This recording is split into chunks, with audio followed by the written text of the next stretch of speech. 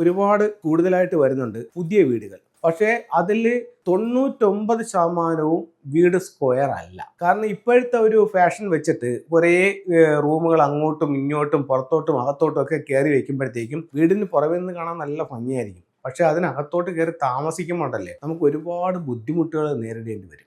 ഒരു ലാൻഡ് വാങ്ങിക്കുമ്പോൾ അത് ദിക്കിലാണോ വിധിക്കിലാണോ എന്നുള്ളതൊരു പ്രധാന ചോദ്യമാണ്. നമ്മുടെ കൺസൾട്ടിങ്ങിൽ ഇപ്പോൾ ഒരുപാട് കൂടുതലായിട്ട് വരുന്നുണ്ട്. എന്താണ്? പുതിയ വീടുകൾ. പുതിയ വീടെന്ന് പറയുമ്പോൾ ഒരുപാട് ആൾക്കാർ ഭൂമി വാങ്ങിക്കുന്നതിന് മുമ്പ് തന്നെ വിളിച്ച് നോക്കുന്നുണ്ട്. സാറേ, ഞാനൊരു വസ്തു അഡ്വാൻസ് ചെയ്യാനായിട്ട് നോക്കുകയാണ്, അപ്പോൾ സാറ് വന്നൊന്ന് കാണുമെന്ന് ചോദിച്ചിട്ട് ആ ലാൻഡ് അവർ വാങ്ങിക്കുന്നതിന് മുമ്പ് തന്നെ നോക്കുന്നുണ്ട്. കാരണം അത്രത്തോളം ബോധം അവർ ഇതിനകത്ത് ഉളവാക്കുന്നുണ്ട്. കാരണം അത്രത്തോളം അവയർനെസ് അവർക്കുണ്ട്. എന്താണെന്ന് വെച്ച് കഴിഞ്ഞാൽ ഒരു ലാൻഡ് വാങ്ങിക്കുമ്പോൾ അത് ദിക്കിലാണോ വിധിക്കിലാണോ എന്നുള്ളതൊരു പ്രധാന ചോദ്യമാണ്. അതായത് കിഴക്ക്, പടിഞ്ഞാറ്, വടക്ക്, തെക്ക് ഈ ദിക്കിലോട്ട് നോക്കി തന്നെയാണോ ആ ലാൻഡ് നിൽക്കുന്നത്?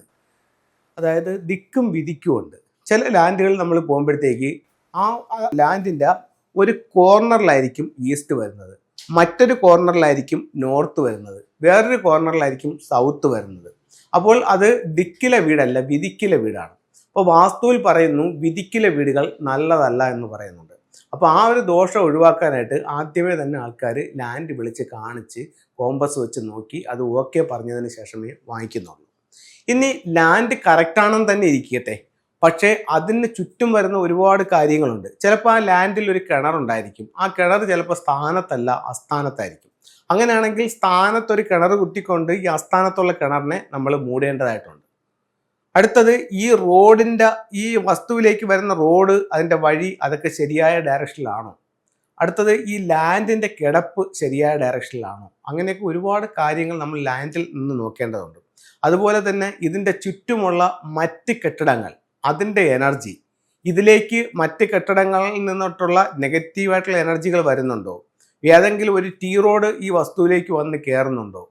കോടിക്കുത്തുണ്ടോ? അങ്ങനെയുള്ള പല കാര്യങ്ങളും നമ്മൾ ഇതിനകത്ത് നോക്കണം. വസ്തുവിൻ്റെ ഷേപ്പ്, ഇതിൻ്റെ ഏതെങ്കിലും ഭാഗം പുറത്തേക്ക് തള്ളി നിൽക്കുന്നുണ്ടോ?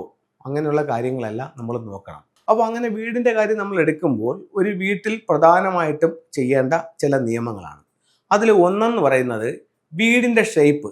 ഇപ്പോൾ ഒരുപാട് പ്ലാനുകൾ എനിക്ക് വരുന്നുണ്ട്, ഓൺലൈൻ കൺസൾട്ടിങ്ങിനായിട്ട് ശരിക്കും പ്ലാനുകൾ വരുന്നുണ്ട്. പക്ഷേ അതിൽ 99% വീട് സ്ക്വയർ അല്ല.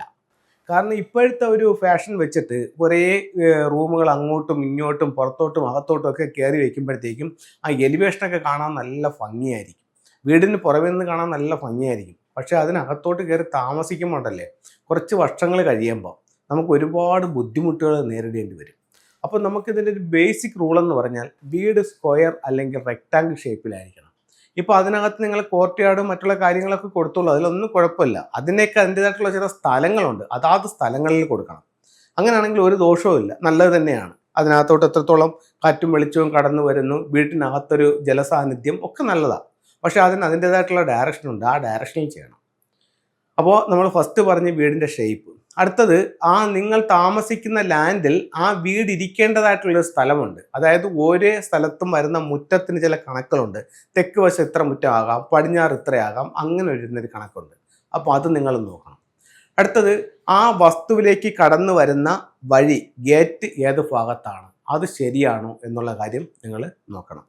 അടുത്തതെന്ന് പറഞ്ഞു കഴിഞ്ഞാൽ കിണറിൻ്റെ സ്ഥാനം വളരെ വളരെ പ്രധാനമാണ്. ഒരു വ്യക്തിയെ സമ്പന്നതയിലെ പരമോധിയിലേക്ക് കൊണ്ടുപോകാനും ദാരിദ്ര്യത്തിലേക്ക് കൊണ്ടുപോകാനും ഒരുപക്ഷെ ഒരു കിണറിന് സാധിച്ചെന്നിരിക്കും. അപ്പോൾ ആ കിണറിൻ്റെ സ്ഥാനം അത്രത്തോളം പ്രാധാന്യമായിരിക്കും. നിങ്ങൾ ഒരു കിണറിനെ എങ്ങനെ കാണുന്നോ അതേ പ്രാധാന്യം കൊടുത്ത് വേണം ഒരു ബോർവെല്ലിനെയും കാണാൻ. ഈശാന കോണിൽ കൊണ്ടുപോയി ഒരു കിണർ കുത്തിയിട്ട് സൗത്ത് വെസ്റ്റിൽ കന്നിമൂലയിൽ കൊണ്ടുപോയി ഒരു ബോർവെൽ വെച്ചിട്ട് യാതൊരു കാര്യവുമില്ല. അപ്പോൾ ആ രീതിയിൽ നിങ്ങൾ അതിനെ കണക്കാക്കണം. അടുത്തത് നമുക്ക് പറയാനുള്ളതെന്ന് പറഞ്ഞു കഴിഞ്ഞാൽ കിച്ചൻ്റെ സ്ഥാനം എന്ന് പറഞ്ഞാൽ നിങ്ങളുടെ വീടിൻ്റെ ദർശനം ഏതോ ആയിക്കോട്ടെ, തെക്കോട്ടോ കിഴക്കോട്ടോ പടിഞ്ഞാറോട്ടോ വടക്കോട്ടോ ഏത് ദിക്കിലോട്ടോ ആയിക്കോട്ടെ, ഏത് ദിക്കിലായാലും നിങ്ങൾക്ക് അഗ്നികോണിൽ അടുക്കള കൊടുക്കാനായിട്ട് സാധിക്കും. അത് വളരെ വലിയൊരു റിസൾട്ട് നിങ്ങളുടെ ജീവിതത്തിലേക്ക് കൊണ്ടുവന്ന് തരും. നമ്മുടെ പല നാളുകളായി പല സ്ഥലങ്ങളിലായി ഭൂരിഭാഗം വീടുകളിലും നമുക്ക് കിച്ചൺ വന്നിരിക്കുന്നത് നോർത്ത് ഈസ്റ്റിലാണ്. അത് നമുക്ക് സൗത്ത് ഈസ്റ്റിലേക്ക് മാറ്റാനാണ് ഞാൻ പറയുന്നത്. പലർക്കും അതൊരു ബുദ്ധിമുട്ടാണ്, പക്ഷെ മാറ്റിയവർക്ക് അതിൻ്റേതായിട്ടുള്ള റിസൾട്ടുമുണ്ട്. അപ്പോൾ അത്തരത്തിലുള്ള കാര്യങ്ങൾ നമ്മൾ ശ്രദ്ധിക്കുക. അതുപോലെ തന്നെ സെപ്റ്റിക് ടാങ്കിൻ്റെ സ്ഥാനം അത് വടക്ക് പടിഞ്ഞാറിൻ്റെ വടക്ക് ഭാഗത്തായിട്ട് കിണറിൽ നിന്ന് ഇത്ര മീറ്റർ മാറി അതിനെ കൊടുക്കണം. അപ്പോൾ ഇത്രയും കാര്യങ്ങൾ ശ്രദ്ധിക്കുക. പിന്നെ വീടിൻ്റെ മൂലകളിൽ ടോയ്ലറ്റ് വരാതെ സൂക്ഷിക്കുക. കന്നിമൂലയിലും ഈശാന കോണിലും അഗ്നികോണിലും ഒരു കാരണവശാലും ടോയ്ലറ്റ് കയറാതെ ആ 45 ഡിഗ്രി മനസ്സിലാക്കുക. അത് കഴിഞ്ഞിട്ട് അപ്പം വാസ്തുവിൻ്റെ ഏകദേശ നിയമങ്ങളായി മെയിൻ ഡോർ കറക്റ്റായിട്ടുള്ള സ്ഥലത്ത് സ്ഥാപിക്കുക. അത്രയും കാര്യങ്ങളായി. അടുത്ത നമുക്കൊരു കാര്യം വരുന്നതെന്ന് പറഞ്ഞു കഴിഞ്ഞാൽ ഫ്ലൈയിങ് സ്റ്റാർ ആണ്. ആ വീടിൻ്റെ ഫ്ലൈയിങ് സ്റ്റാർ എടുക്കുക. എന്നിട്ട് അതിൽ നല്ല സ്റ്റാറുകൾ എവിടെയാണ് വരുന്നതെന്ന് വെച്ച് കഴിഞ്ഞാൽ ആ സ്ഥലത്ത് മെയിൻ ഡോർ വയ്ക്കുക. ആ സ്ഥലത്ത് ബെഡ്റൂം സെലക്ട് ചെയ്യുക. അപ്പോൾ ഇത്രയും കാര്യങ്ങൾ നിങ്ങളൊരു വീട് വെക്കുന്നതിന് മുമ്പ് നിങ്ങൾ പരിശോധിക്കേണ്ടതാണ്. നമുക്ക് ഫെങ്ഷുയുടെ ചില ടൂളുകളിലേക്ക് പോവാം. ഇത് നാച്ചുറലായിട്ടുള്ളൊരു ഉലുവാണ്. ഇത് ഹെൽത്ത് മെച്ചപ്പെടാൻ വേണ്ടിയിട്ട് നമ്മൾ ഉപയോഗിക്കുന്നതാണ്. ഇതൊക്കെ നമുക്ക് നാച്ചുറൽ ആയതുകൊണ്ടാണ് ഈ രീതിയിൽ ഇരിക്കുന്നത്. ഇത് നമുക്ക് കട്ട് ചെയ്തിട്ട് സ്വീകരണ മുറിയുടെ കിഴക്ക് ഭാഗത്ത് ഇടുന്നത് ഹെൽത്ത് മെച്ചപ്പെടാനായിട്ട് നല്ലൊരു ടൂളായിട്ട് ഫെങ്ഷുയിൽ കണക്കാക്കുന്നു. ഇത് 5 എലമെന്റ് പഗോഡയാണ്. 5 എന്ന് പറയുന്ന ദോഷത്തിന് പരിഹാരമായിട്ട് ഉപയോഗിക്കുന്ന ഏറ്റവും പവർഫുൾ ആയിട്ടുള്ള സിമ്പിളാണ്. ഇതൊരു എഡ്യൂക്കേഷൻ ടവറാണ്. ഇത് പഠിക്കുന്ന ടേബിളിന്റെ വടക്കിഴക്ക് ഭാഗത്തോ സ്വീകരണ മുറിയുടെ വടക്കിഴക്ക് ഭാഗത്തോ ഇതിൽ ടേബിളിൽ വെച്ചോ അല്ലെങ്കിൽ വീട്ടിൽ വെച്ചിട്ടോ നമുക്ക് പഠിക്കാനായിട്ട് ഉപയോഗിക്കാം.